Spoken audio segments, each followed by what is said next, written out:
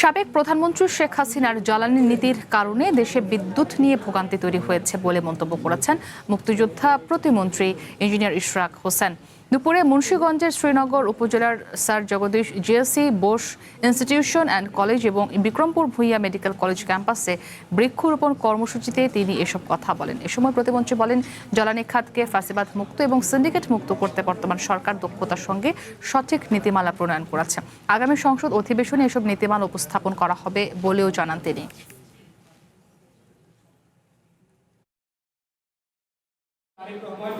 অত্যন্ত দক্ষতার সাথে এই জ্বালানি পরিস্থিতিকে মোকাবেলা করার জন্য সঠিক নীতিমালা প্রণয়ন করেছে।